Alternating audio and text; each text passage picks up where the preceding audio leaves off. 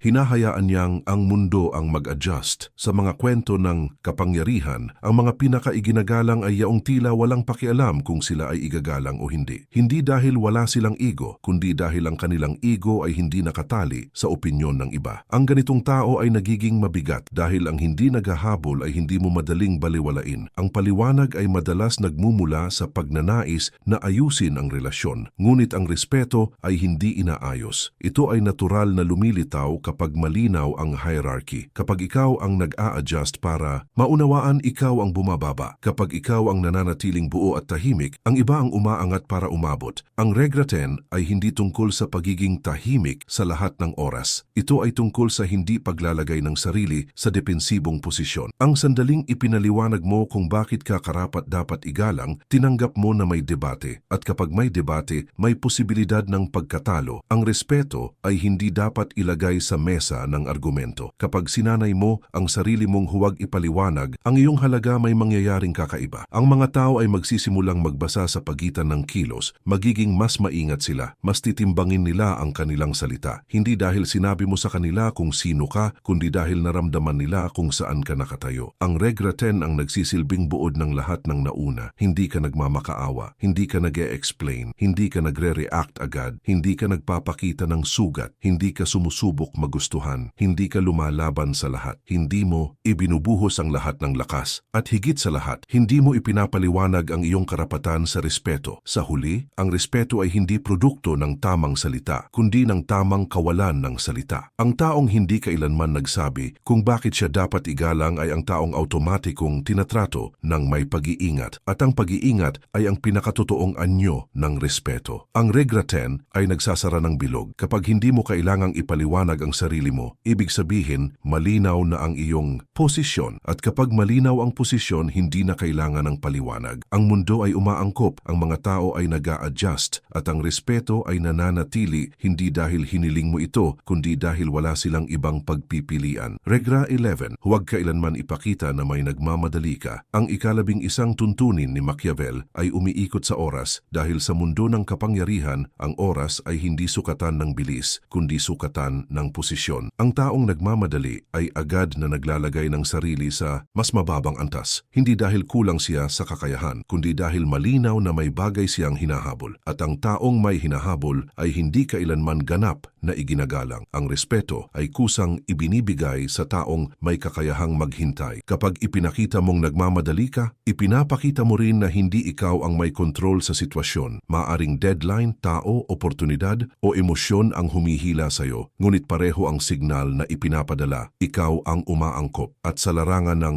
kapangyarihan, ang umaangkop ang binabasa bilang mas mababa kaysa sa inaangkupan. Ang oras na hawak mo ay simbolo ng autoridad na hawak mo. Maraming tao ang naniniwala na ang pagiging mabilis ay tanda ng pagiging epektibo, ngunit ang bilis na nakikita ay madalas binabasa bilang pangangailangan. Kapag mabilis kang sumagot, mabilis kang pumayag, mabilis kang mag-adjust, nagiging malinaw na mahalaga sa iyo ang resulta kaysa sa posisyon. posisyon. At kapag mas mahalaga sa iyo ang resulta, mas madali kang itulak patungo rito. Ang respeto ay hindi lumalago sa pagmamadali. Ito ay lumalago sa kontrol. Sa mga estrukturang inilarawan ni Machiavel, ang mga pinunong nawawalan ng bigat ay yaong nagpapakita ng urgency sa harap ng iba. Ang prinsipe na halatang nag-aalala sa oras ay nagiging bukas sa pressure. Ang leader na nagmamadali ay nagiging reactive, samantalang ang nananatiling kalmado kahit sa gitna ng krisis ay kusang binibigyan ng espasyo. Hindi dahil mas mabait ang mundo sa kanya, kundi dahil hindi siya madaling igalaw. Ang pagmamadali ay isang anyo ng pag-amin. Pag-amin na may takot ka sa pagkawala. Pag-amin na may deadline na hindi mo kontrolado. Pag-amin na may taong mas mahalaga kaysa sa posisyon mo. At sa sandaling mabasa ito ng iba, nagbabago ang laro. Hindi na nila iniisip kung paano ka igagalang, iniisip na nila kung paano ka pabilisin. Sa modernong buhay, malinaw ito sa trabaho, relasyon at social dynamics. Ang taong palaging nagfo-follow up ay nawawalan ng leverage. Ang taong agad sumasagot sa mensahe ay nagiging predictable. Ang taong hindi kayang maghintay ay nagiging madaling ipitin. Hindi dahil mali ang pagiging responsive, kundi dahil ang sobrang bilis ay nag-aalis ng distansya. At ang distansya ang nagtatayo ng respeto. Hindi sinasabi ng Regra 11 na maging mabagal o tamad. Ang sinasabi nito ay huwag ipakita ang urgency. Maaari kang kumilos ng mabilis sa loob, ngunit sa labas, ang kilos ay dapat may bigat. Ang taong may bigat ay hindi nagmamadali sa paningin. Ang iba, kahit mabilis ang isip, mabagal ang galaw. At ang mabagal na galaw ay binabasa bilang kontrol. Maraming pagkawala ng respeto ang nagsisimula sa simpleng kilos ng pagmamadali. Isang desisyong ginawa agad para matapos na. Isang sagot na ibinigay dahil ayaw maghintay. Isang kompromisong tinanggap dahil ayaw ng delay. Sa bawat pagkakataon, iniisip mong praktikal ka. Ngunit sa ilalim nito, ipinapakita mong ikaw ang may mas kaunting option. At ang may mas kaunting option ay bihirang igalang. Ang taong may oras ay may pagpipilian. At ang may pagpipilian ay may kapangyarihan. Kapag alam ng iba na kaya mong maghintay, nagbabago ang tono. Mas maingat ang paglapit. Mas malinaw ang alok. Mas bihira ang pressure. Hindi dahil natatakot sila sa'yo, kundi dahil hindi ka nila kayang itulak sa direksyon nila. Sa mga kwento ng impluensya, ang mga pinakaiginagalang ay yaong hindi kailanman nagmamadali sa desisyon. Pinapakinggan nila ang lahat, ngunit hindi sila minamadali. Pinaparamdam nila na ang oras ay nasa kanila. At dahil dito ang paligid ay umaayon sa ritmo nila. Ang taong nagtatakda ng ritmo ang siyang may kontrol. Ang pagmamadali ay nag-aalis ng misteryo. Kapag agad mong ipinakita ang gusto mo, ang takot mo o ang deadline mo, binubuksan mo ang sarili mo sa negosasyon na ikaw ang lugi. Ang hindi pagpapakita ng urgency ay nagsasara ng pintong iyon. Hindi dahil ayaw mong makipag-usap, kundi dahil hindi mo ibinibigay ang upper hand. Kapag sinanay mo ang sarili mong bagalan, ang panlabas na kilos, mapapansin mo ang pagbabago. Mas maayos ang trato, mas malinaw ang boundaries, mas bihira ang biglaang demand. Hindi dahil nagbago ang mundo, kundi dahil nagbago ang signal. Ang signal na nagsasabing, hindi ako hinahabol ng oras. Ang Regra 11 ay tungkol sa dignidad ng oras. Ang dignidad ay hindi ipinapakita sa pagmamadali, kundi sa kakayahang huminto. Ang taong kayang huminto ay hindi kontrolado. Ang hindi kontrolado ay hindi minamadali. At ang hindi minamadali ay iginagalang. Sa huli, ang mundo ay umaangkop sa bilis na hindi nito kayang pilitin. Kapag nakita nilang hindi ka natitinag ng deadline, ng pressure o ng urgency, nagbabago ang dynamics. Ang pag-uusap ay nagiging mas patas. Ang desisyon ay nagiging mas malinaw. Ang respeto ay kusang bumabalik. Ang Regra 11 ay isang tahimik na paalala. Ang oras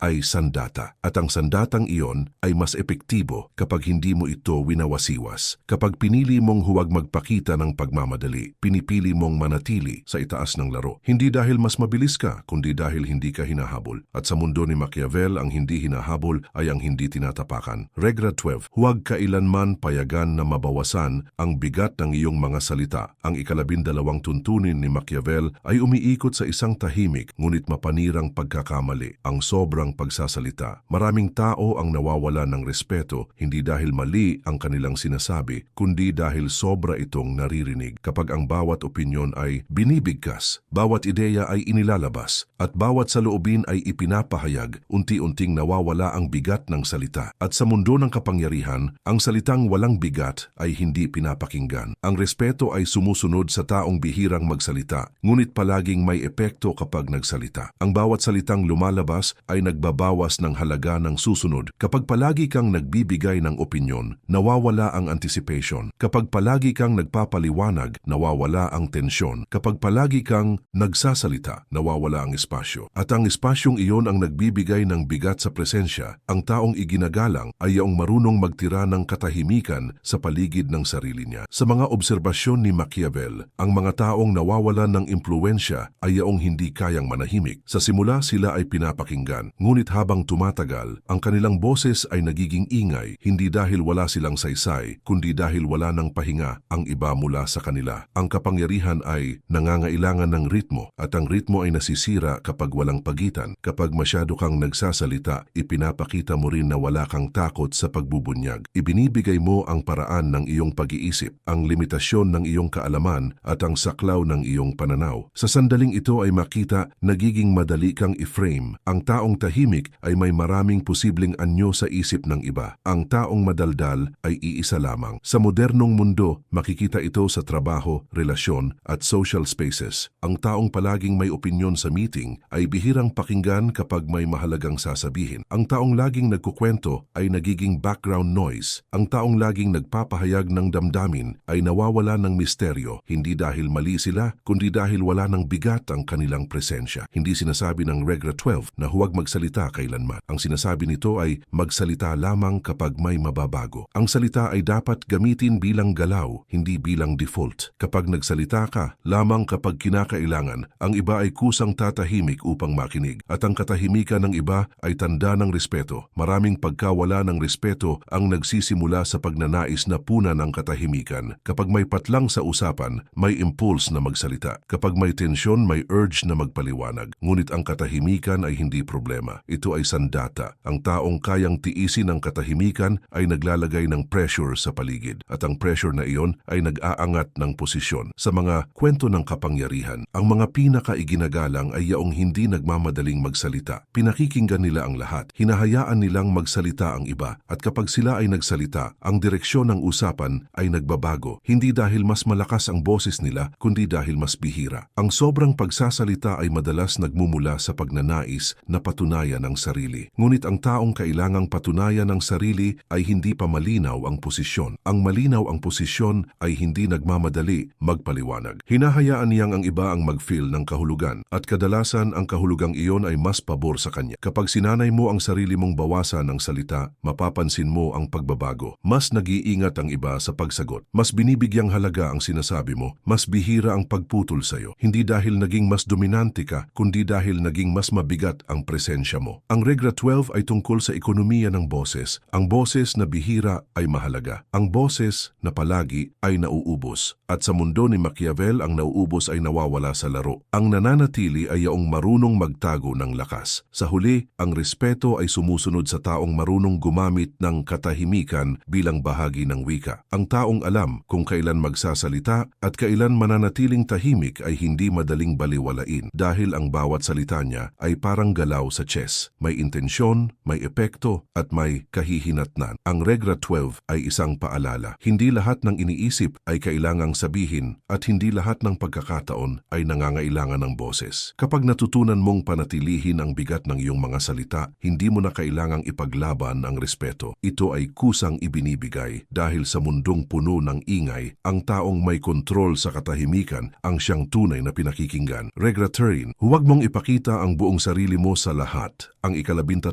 tuntunin ni Machiavel ay umiikot sa isang mapanganib na ilusyon, ang paniniwalang ang pagiging tunay sa lahat ng oras, sa lahat ng tao, ay nagdudulot ng respeto. Sa realidad ng kapangyarihan, ang sobrang pagbubunyag ng sarili ay hindi katapatan, ito ay kawalan ng depensa. Kapag ipinakita mo ang buong pagkatao mo, ang buong emosyon mo, ang buong intensyon mo sa lahat ng sitwasyon, nawawala ang kontrol sa kung paano ka binabasa, at ang taong ganap na nababasa ay bihirang magtagal sa posisyon ng respeto. Ang respeto ay nangangailangan ng layering. Hindi lahat ay dapat makakita ng parehong bersyon mo. Hindi lahat ay may karapatang pumasok sa parehong lalim. Kapag hinayaan mong pareho ang access ng lahat, binubura mo ang hierarchy ng relasyon. At kapag nabura ang hierarchy, bumabagsak ang istruktura. Ang istruktura ang tahimik na pundasyon ng respeto. Maraming tao ang nawawalan ng respeto dahil sa sobrang pagbabahagi. Personal na kwento sa maling oras, emosyon sa maling tao, intensyon intensyon sa maling arena. Hindi nila ito ginagawa dahil mahina sila, kundi dahil naniniwala silang ang openness ay magbubunga ng koneksyon. Ngunit sa larangan ng kapangyarihan, ang sobrang koneksyon ay nagiging pamilyar at ang pamilyar ay bihirang igalang. Sa mga obserbasyon ni Machiavel, ang mga taong nananatiling buo sa korte ay yaong may kakayahang magsuot ng iba't ibang anyo nang hindi nawawala ang sentro. Hindi sila nagsisinungaling, ngunit hindi rin sila nagbubunyag. Pinipili nila ang ipinapakita, pinipili nila ang ibinibigay, at pinipili nila kung sino ang may access. Ang pagpiling ito ang mismong pinagmumulan ng kanilang lakas. Kapag ipinakita mo ang buong sarili mo sa lahat, binibigyan mo ang mundo ng kumpletong mapa kung paano ka galawin. Alam nila kung saan ka sensitibo. Alam nila kung saan ka bumibigay. Alam nila kung ano ang mahalaga sa'yo. At kapag alam nila ito, nagiging madali ang impluensya. Ang respeto ay nawawala hindi dahil sa masamang intensyon ng iba, kundi dahil ginawa mo itong madali. Sa modernong konteksto, malinaw ito sa trabaho, relasyon,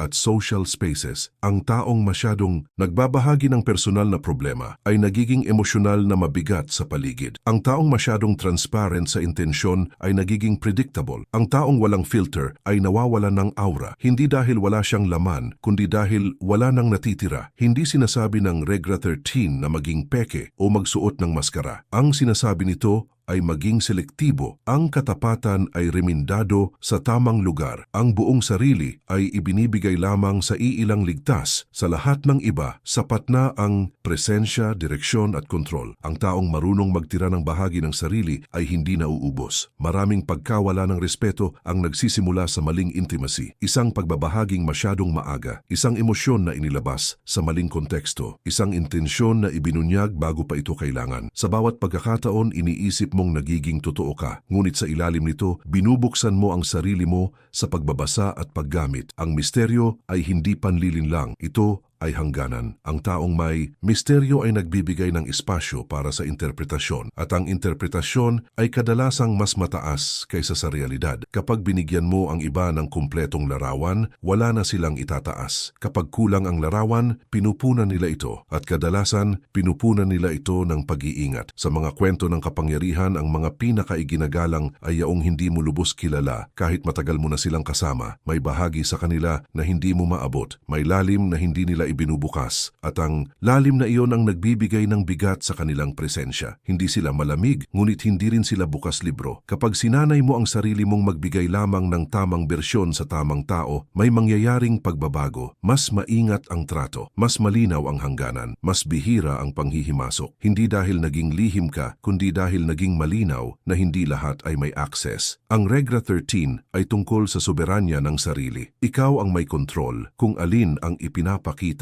at alin ang pinoprotektahan. Kapag ibinigay mo ang kontrol na iyon, nawawala ang bigat. Kapag pinanatili mo ito, bumabalik ang respeto. Ang taong may kontrol sa sarili ay automatikong kinikilala bilang may kontrol sa sitwasyon. Sa huli, ang mundo ay umaangkop sa taong hindi nito kayang basahin ng buo. Kapag alam nilang may bahagi ka na hindi nila maaabot, pinipili nilang mag-ingat. At ang pag-iingat ay isang anyo ng respeto na hindi kailangang hingin. Ang Regla 13 ay isang tahimik na paalala. Hindi lahat ay kailangang makilala ka ng lubos. Ang buong sarili ay hindi para sa publiko. Ito ay para sa iilan. At sa sandaling matutunan mong panatilihin ang bahaging iyon, hindi mo na kailangang ipaglaban ng respeto. Ito ay kusang nananatili dahil ang hindi ganap na nakikita ay hindi basta-basta hinahamak. Regla 14. Huwag kailanman ipakita na kaya kang itulak. Ang ika-14 na tuntunin ni Machiavel ay tungkol sa isang napaka-espesipikong signal na tahimik, ngunit nakamamatay sa respeto. Ang pagpapakita na kaya kang igalaw ng presyon. Kapag ipinakita mo na kaya kang itulak, pabilisin, baguhin ang isip, o ipitin hanggang sumuko, automatikong bumabagsak ang iyong posisyon. Hindi dahil mahina ka, kundi dahil malinaw na may mekanismong gumagana sa iyo. At kapag may mekanismong gumagana, ito ay uulitin. Ang mundo ay natural na sumusubok, hindi ito personal. Ang mga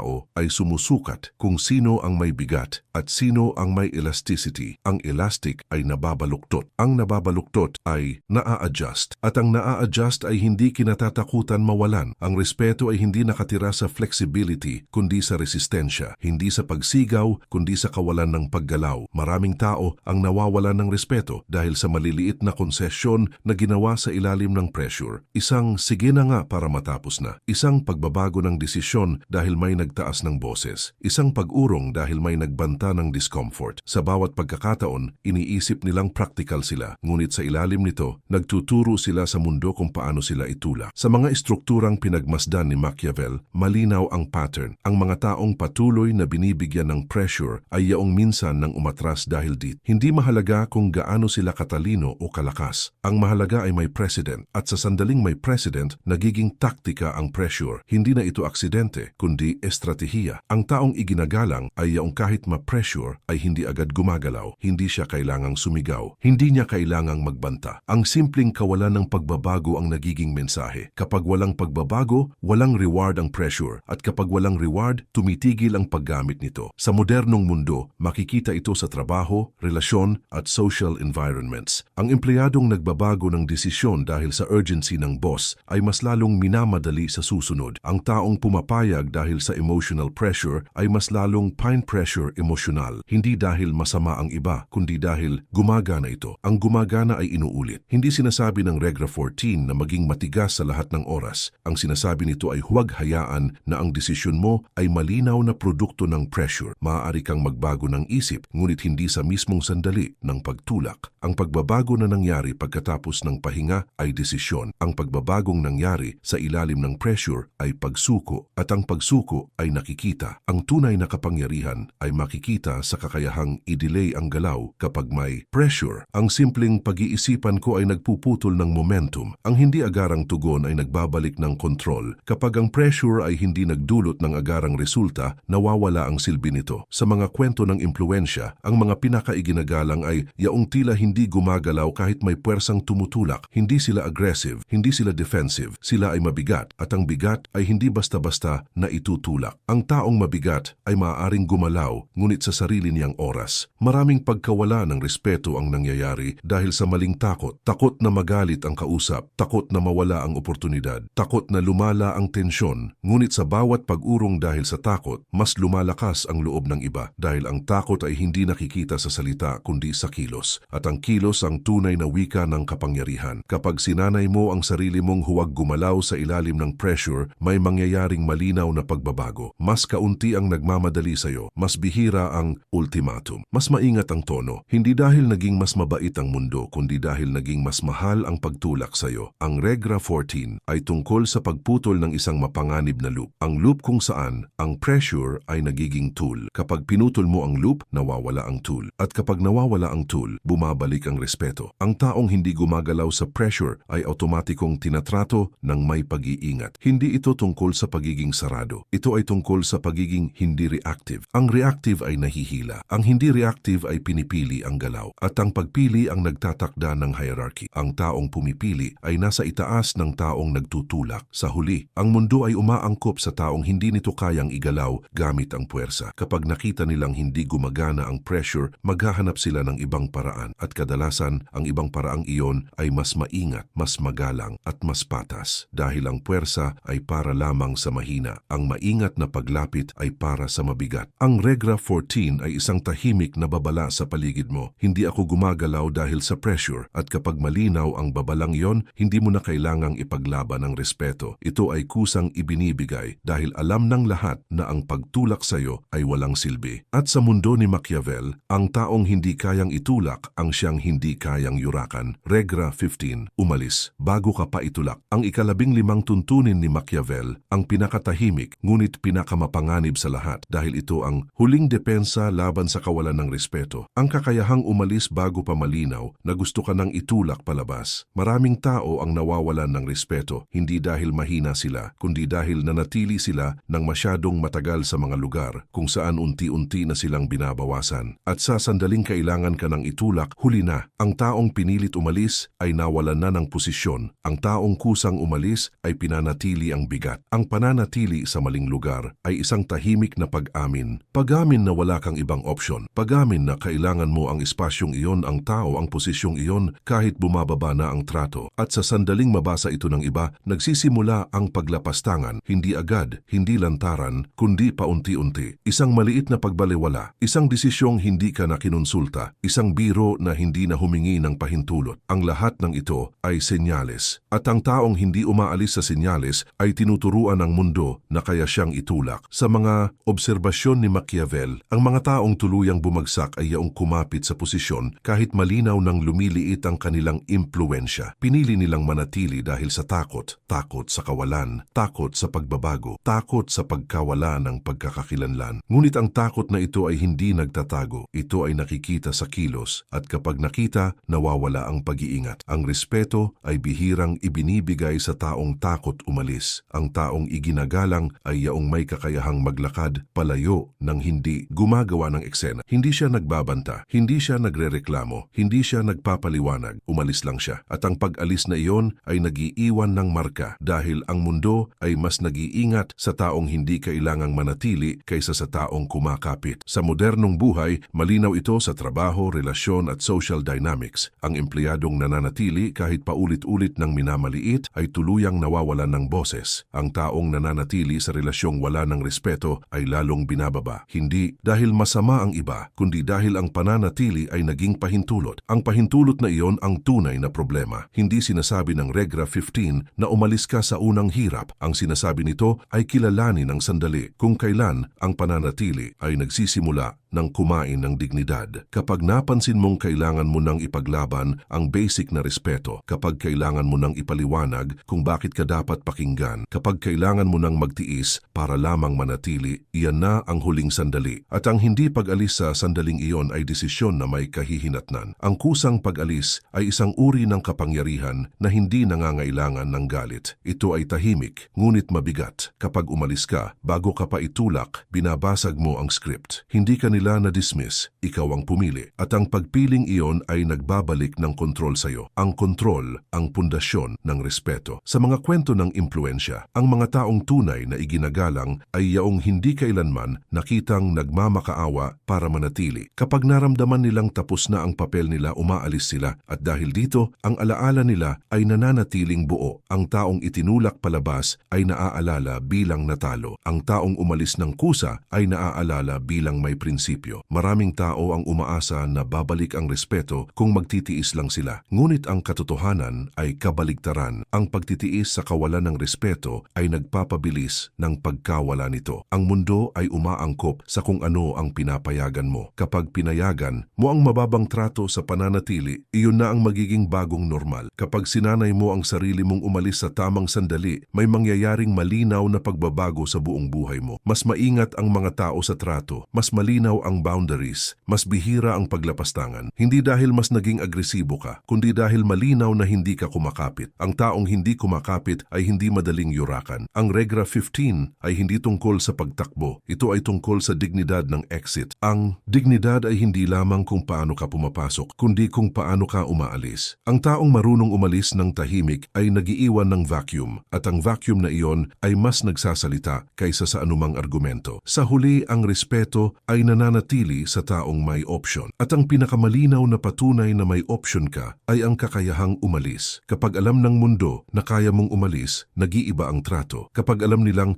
hindi ka nakakulong, nag-iingat sila. At ang pag-iingat na iyon, ang anyo ng respeto na hindi na kailangang hingin. Ang Regra 15 ang huling linya ng depensa. Huwag hintaying itulak ka palabas ng anumang lugar, relasyon o posisyon. Dahil sa sandaling itulak ka, tapos na ang laro. Ngunit kung umalis ka, bago pa iyon mangyari, dala mo pa rin ang bigat mo. At sa mundo ni Machiavel, ang taong may bigat kahit wala na sa silid, ang siyang tunay na hindi kailanman nirerespeto ng mababa. Kung may isang bagay na malinaw, matapos ang 15 tuntunin na ito ay ang katotohanang ang respeto ay hindi emosyonal at hindi rin moral. Ito ay struktural. Hindi ito nagmumula sa kabutihan ng loob ng iba, kundi sa paraan kung paano ka umiiral sa mundo. Ang mga taong hindi nirerespeto ay bihirang biktima ng pagkakataon. Kadalasan, sila ay resulta resulta ng mga maliit na signal na paulit-ulit nilang ipinadala nang hindi nila namamalayan. Ang bilis, ang paliwanag, ang sobrang pagbubunyag, ang pananatili sa maling lugar, ang paggalaw sa ilalim ng pressure, lahat ng ito ay nagtuturo sa mundo kung paano ka tratuhin. At kapag naituro mo na iyon, ang mundo ay hindi magdadalawang isip na sundin ang aral. Ang mga tuntunin ni Machiavel ay hindi tungkol sa pagiging malupit, agresibo o mapanupil. Ang mga ito ay tungkol sa pagpapanatili ng bigat. Bigat ng presensya, bigat ng desisyon, bigat ng katahimikan. Kapag may bigat ka, hindi ka kailangang magtaas ng boses. Kapag may bigat ka, hindi mo kailangang ipagtanggol ang sarili mo. Kapag may bigat ka, ang iba ang kusang nag-a-adjust. At ang adjustment na yon ang pinakapayak at pinakatapat na anyo ng respeto. Sa puntong ito, malinaw na ang tunay na laban ay hindi laban sa ibang tao, kundi laban sa mga reflex na naglalagay sa iyo sa ibaba nang hindi mo napapansin. Ang pagnanais na magpaliwanag, ang takot na umalis, ang impulse na sumagot agad, ang pag-asang babalik ang respeto kung magtitiis ka lang. Ang lahat ng ito ay kailangang maputol dahil hanggat hindi napuputol, uulit ang parehong resulta sa iba't ibang anyo. At dito nagtatapos ang video ngunit hindi ang proseso dahil ang makita ang mga patakarang ito ay isang bagay. Ang mamuhay sa ilalim ng mga ito ay ibang antas. Ang mga ideyang ito ay hindi para intindihin ng minsan lang. Ang mga ito ay kailangang makasama sa pag-iisip sa araw-araw, sa mga sandaling hindi ka handa, sa mga sitwasyong walang script. Doon lumilitaw ang tunay na pagbabago. Ang tanong ngayon ay hindi kung naunawaan mo ang mga tuntunin, kundi kung handa kang baguhin ang paraan ng iyong paggalaw sa mundo. Dahil mula sa sandaling ito, alam mo na kung saan nagsisimula ang kawalan ng respeto at alam mo na rin kung paano ito pinipigilan, hindi sa salita kundi sa presensya. At tandaan ito, ang taong hindi kailanman kailangang humingi ng respeto ay ang taong automatikong binibigyan nito. Hindi dahil siya humingi, kundi dahil wala nang ibang opsyon ng mundo, kundi igalang siya.